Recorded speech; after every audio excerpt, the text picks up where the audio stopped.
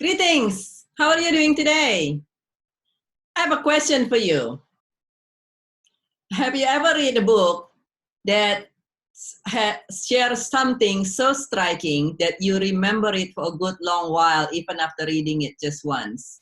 One of those books for me is this book here, Man's Search for Meaning by Viktor Frankl. And in this book, Viktor Frankl shares his experience and observations during the concentration camp during the Holocaust. And one of the things that he shared in the book was he observed a group of men in the concentration camp that seems to have a very strong belief that by certain date, the Allies will win the war, the Nazi will lose, and they all will be safe and released. And he also noticed that this man seems to be able to tolerate and move through everything with a lot more strength and a lot more ease. It is, he says, at ease, as ease. There is something in this man that is almost make them like a superpower state. They tolerate all the torture, the starvations, the cold, everything with a lot more ease, and they just seems to be able to move through things. And they stay healthy when everybody else getting sick and injured and die. And then, of course, the date came, and the date passed. And the man was still there in the concentration camp, and the Nazi was still strong. And Viktor Frankl observed that within a very short time, these men who initially for years were very strong, staying healthy, being able to move through things with a lot more tolerance and ease, they all seemingly have something happen to them physically, and practically all of them died within a very short time, within a matter of couple months from the time that they believe they're going to be helped and released, but it didn't happen. Later on, Viktor Frankl identified this source of strength that allowed these men to initially be able to stay healthier, stay stronger, and move through things better, and that is hope and faith. These men had hope that they were going to be saved by certain time, and these men all have faith that things going to get better, and that is what giving them strength. And at this time right now, at this time of the recording, this is the coronavirus pandemic is affecting all of us, practically all of us that's living right now.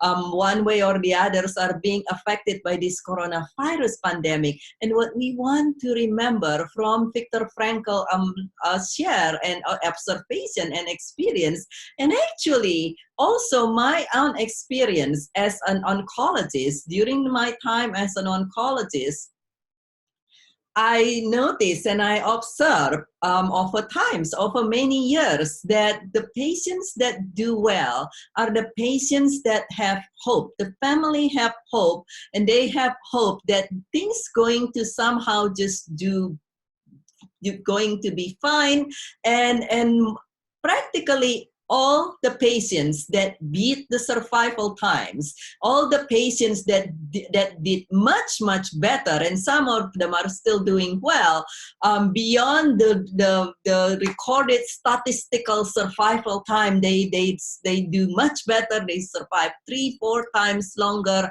All of them have hope and have faith that they're going to be able to move through things somehow, some way, and that they're going to get better. And so one thing that we want to do in this time, this coronavirus time, where everything can seemingly to be completely upside down. It was something with one day and a different thing another day, and a lot of people are out of work, a lot of people feel depressed, and it's very understanding for us to feel stressed, to get depressed, to feel discouraged, but we want to be able to somehow, some way, to continue to have hope, to continue to have faith that we as a humanity, as a society, will get better as an individual if this is tough time for us. And for many of us, it is tough times that we are going to not only move through this and survive beyond this, we're going to thrive beyond this. And one thing that helped me stay strong and continue to have hope and faith is to simply look at history, actually. Looking at history, this is not the first pandemic that humanity had experienced. The first time was in 500 AD during the Roman Empire. There was a health pandemic at that time.